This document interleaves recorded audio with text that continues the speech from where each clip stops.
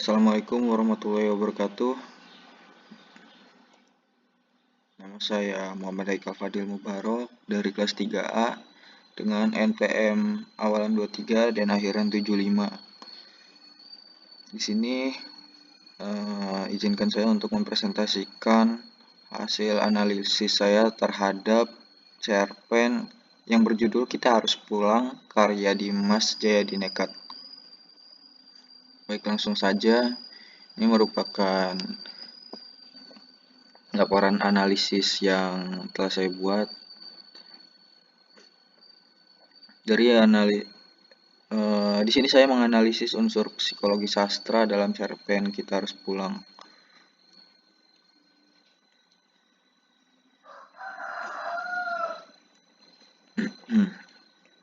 Masuk ke pendahuluan. Yang pertama, karya sastra umumnya digunakan sebagai wadah pesan yang disampaikan sebagai sarana komunikasi antar pengarang untuk mengekspresikan sesuatu kepada pembaca. Banyak orang mengekspresikan pikiran dan pendapat mereka melalui tulisan yang menjadikannya sebagai kegiatan kreatif. Masih banyak sekali karya tulis yang bisa dinikmati, salah satunya yaitu cerpen, seperti karya sastra yang sedang saya analisis sekarang, yaitu cerita pendek atau cerpen.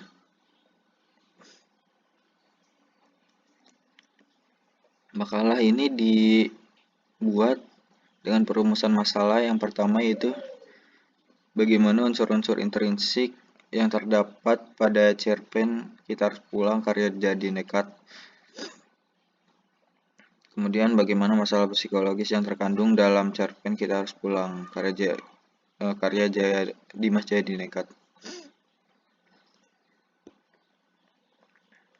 Masuk ke pengarang dan karyanya. Dimas Jayadi Nekat lahir di Jakarta tanggal 16 Oktober 1976. Penulis buku merupakan penulis buku motivasi Rahasia Nekat pada tahun 2012. Kemudian beberapa rumah produksi, sutradara film pendek, dan ia juga berperan aktif menulis sebagai di media online. Salah satu buku karyanya berupa buku motivasi Rahasia Nekat dan novel online Mencintai Pelakor. Penulis skenario lepas di TVRI dan beberapa rumah produksi tahun 2013 hingga saat ini. Kemudian selanjutnya bisa dilihat. Masuk ke tinjauan pustaka. Bisa dilihat saja. Nah, di sini menurut Poe yang dilontarkan pada tahun 1846 dalam buku apa? Menyatakan bahwa cerpen adalah salah satu bentuk prosa fiksi yang ditulis dengan struktur naratif sederhana dan dirancang untuk dibaca dalam satu kali duduk. Nah, menurut Tarigan pada tahun 2008, dikutip dari buku yang ada di Google Scholar, cerpen bertujuan menyatakan bahwa cerpen itu bertujuan untuk menyampaikan pesan moral atau pengalaman emosional dalam ruang lingkup terbatas. Baik, langsung saja. Ini merupakan hasil analisis yang telah saya buat. Cerpen Kita Harus Pulang karya Dimas Jayadi Nekat bercerita tentang perjalanan emosional Januari dan kakaknya yang bernama Agustin atau Tina dalam menghadapi trauma masa lalu akibat kekerasan yang mereka alami dari ayah mereka yang bernama RM Haryono Jodiningrat. Cerita dimulai ketika Jan menerima pesan singkat bahwa ayahnya sakit dan diminta untuk pulang. Pesan ini membangkitkan memori buruk masa kecil tentang perlakuan keras ayahnya, termasuk hukuman fisik dan verbal yang meninggalkan luka mendalam di hatinya. Sejak kecil, Jan dan Tina Sejak kecil Jan dan Tina mengalami tekanan dan kekerasan dari ayah mereka yang bersikap kaku dan aristokrat. Dukungan fisik seperti tamparan, pukulan, sabetan gesper kerap mereka terima. Bahkan tidak sujud yang seharusnya menjadi simbol kesucian bagi Jan malah berubah menjadi simbol luka dan rasa sakit. Konflik antara Jan dan Tina juga dipicu oleh rasa tidak adil dan perlakuan yang berbeda yang mereka rasakan dari orang tua mereka. Mereka sering bertengkar, sering dibedakan, dan saling menyalahkan, sehingga hubungan mereka pun turut menjadi renggang. Kabar sakitnya sang ayah menjadi dilema bagi Jan dan Tina. Tina awalnya menolak pulang, tapi Jan memutuskan untuk menurunkan egonya dan kembali menemui ayahnya. Jan berusaha menahan kebenciannya dan dengan mengingat pesan gurunya yang bernama Ustadz Amir yang mengajarkan untuk tetap menghormati orang tua meski penuh kekurangan. Ia mulai menemukan jalan untuk memaafkan ayahnya. Tina yang juga mulai belajar agama melalui majelis taklim akhirnya datang menyusul ke rumah sakit. Di saat-saat terakhir, Jan dan Tina bersama-sama berada di samping ayah mereka. Sang ayah kini lemah dan terbaring, menangis dan penyesalan dan meminta maaf kepada kedua anaknya. Ketiganya akhirnya berpelukan dalam tangis, mengakhiri semua dendam yang selama ini menghalangi kasih sayang mereka. Jan menuntun ayahnya untuk mengucapkan kalimat talqin dan dengan tenang ayahnya menghembuskan nafas terakhir. Perasaan sesal karena menyimpan dendam begitu lama pun menghantui Jan dan Tina. Namun kini mereka bisa mengenang ayah mereka dengan perasaan lebih damai. Nah, jadi alur dalam cerpen Kita Harus Pulang karya Jadi Nekat ini menggunakan alur campuran dan terdiri dari alur maju dan mundur. Kenapa dikatakan alur maju? Karena cerita ini maju tidak berjalan maju mulai dari yang tadinya dendam kepada ayahnya, kemudian Tina dan Jan memaafkan ayahnya hingga dapat bertemu kembali. Dan kenapa di sini dikatakan mundur? Karena untuk menggapai itu semua, untuk menggapai kedamaian antara Jan, Tina, dan ayahnya, itu mereka semua mengingat masa lalu. Jadi diceritakan secara spesifik kenangan masa lalu yang telah dijalani Jan, Tina, dengan ayahnya. Kemudian untuk tokoh dan penokohan di sini terdapat 5 tokoh, 3 tokoh. Di sini terdapat 5 tokoh, 3 tokoh utama dan 2 tokoh pendamping. 3 tokoh utama yaitu Januari, Agustin, dan R.M. Haryono Jodiningrat. Karena mereka merupakan tokoh inti dalam cerita, dan Mama juga Ustadz Amir hanya digambarkan perkataan yang telah diucapkan, jadi makanya disebut dengan tokoh pendamping. Kemudian latar yang mencakup latar tempat, latar waktu, dan sosial budaya. Latar tempat cerita ini berlangsung di beberapa lokasi, yaitu yang pertama rumah Jan, apartemen Tina, dan rumah sakit tempat ayah mereka dirawat.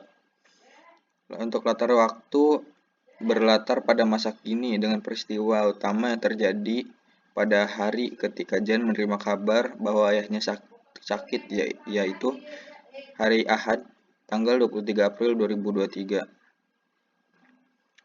Latar waktu juga mencakup kilas balik ke masa kecil Jan dan Tina, seperti yang sudah saya katakan tadi. Kemudian latar sosial budaya. Latar sosial budaya cerita ini menggambarkan kehidupan keluarga aristokrat Jawa yang menjunjung tinggi kehormatan dan hierarki. Maka dari itu, ayah dari Jan dan Tina itu mendidik mereka dengan keras karena memang pada dasarnya ayah Jan dan Tina yaitu R.M. Haryono Djodiningrat ini merupakan orang yang sangat aristokrat yang menjunjung tinggi kehormatan. Kemudian sudut pandang. Cerpen ini menggunakan sudut pandang orang ketiga yang serba tahu. Penulis menjadi narator yang mengetahui setiap pikiran, perasaan, dan konflik batin tokoh-tokohnya. Kemudian gaya bahasa yang digunakan dalam cerpen ini yaitu bahasa yang sederhana dan lugas sehingga mudah dipahami oleh pembaca dan dari berbagai latar belakang. Kemudian amanat yang tersirat. Pada cerpen ini, amanat yang tersirat yaitu pentingnya memaafkan dan menghormati orang tua meskipun mereka memiliki kekurangan atau kesalahan. Bisa dilihat pada kutipan dari cerpen tersebut dengan kata, lihatlah keburukan dari sisi baiknya, akan selalu ada kebaikan dari setiap keburukan. Begitupun sebaliknya, jangan kau kira segala kebaikan manusia benar-benar akan pasti melindungi nilai kebenaran. Manusia itu tempatnya salah dan khilaf. Jadi meskipun ayah Jan dan Tina memiliki banyak kekurangan, mereka tetap harus menghormatinya sebagai orang tua. Kemudian tema dari cerpen ini yaitu menggambarkan perjalanan emosional dua saudara Jan dan Tina dalam menghadapi trauma akibat perlakuan keras ayahnya saat mereka dididik dari kecil. Konflik batin yang mereka rasakan menunjukkan bahwa kemampuan tidak hanya membutuhkan keberanian tapi juga kesadaran untuk melihat sisi baik dalam setiap keburukan.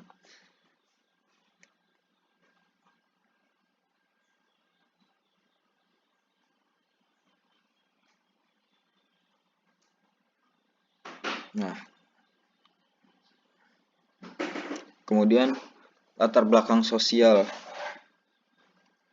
Sosok R.M. Haryono Djodiningrat mencerminkan pengaruh nilai-nilai sosial aristokrasi yang menekankan status kekuasaan dan wibawa. Sebagai bagian dari keluarga Ningrat, R.M. Haryono itu ayah Jan dan Tina merasa memiliki tanggung jawab untuk menjaga martabat keluarganya melalui aturan ketat dan kedisiplinan yang keras. Jadi itulah sebabnya mengapa ayah dari Jan dan Tina mendidik anak-anaknya dengan keras. Kemudian trauma psikologis dalam kehidupan Jan dan Tina. Trauma psikologis yang dialami Jan dan Tina berakar dari pengalaman masa kecil mereka di bawah didikan ayahnya yang keras dan sering menggunakan kekerasan fisik. Nah, itu sudah dijelaskan tadi. Kemudian dendam masa lalu yang mengakar. Jan dan Tina mengalami kekerasan fisik dan emosional yang mendalam selama masa kecil mereka di bawah didikan R.M. Haryono. Pengalaman ini juga menimbulkan rasa dendam yang mengakar kuat. Bisa dilihat dari kutipan cerita tersebut, yakni bekas tamparan di pipi, sabetan gesper di bokong, atau sabetan gagang sapu di lengan serta tubuh adalah langganan mereka berdua. Itu menunjukkan kalau sejak kecil mereka berdua sering sekali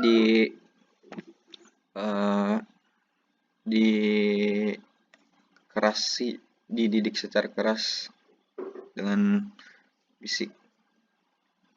Kemudian dari dendam menuju penerimaan, bisa dilihat pada kutipan. Tina tak kuasa lagi membendung perasaan dan lari menghampiri ranjang papa serta kemudian merangkulnya dengan penuh kasih sayang. Nah, momen ini menggambarkan titik balik di mana dendam mereka luluh oleh rasa cinta yang muncul kembali. Kemudian proses perubahan pemikiran tokoh melalui nilai-nilai agama itu bisa dilihat dalam kutipan orang tua seburuk-buruk perangainya adalah manusia yang harus kamu hormati. Itu merupakan pesan dari seorang ustadz yang didapat ketika Jan mengaji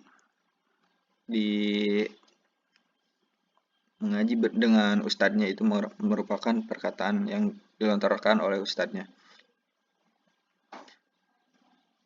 Kemudian relevansi dan kehidupan nyata bisa dilihat bekas tamparan di pipi, sabetan gesper dan bokong, atau sabetan gagang sapu di lengan, serta tubuh adalah langganan mereka berdua. Nah, ini dalam kehidupan nyata juga banyak sekali kasus-kasus seperti ini. Jadi dalam cerpen ini menggambarkan sekali kehidupan yang nyata, di mana dalam kehidupan nyata juga banyak sekali sebenarnya yang tidak terekspos oleh media, kekerasan yang terjadi di dalam keluarga. Baik, mungkin cukup sekian saja presentasi yang dapat saya sampaikan. Kurang lebih mohon maaf. Wassalamualaikum warahmatullahi wabarakatuh.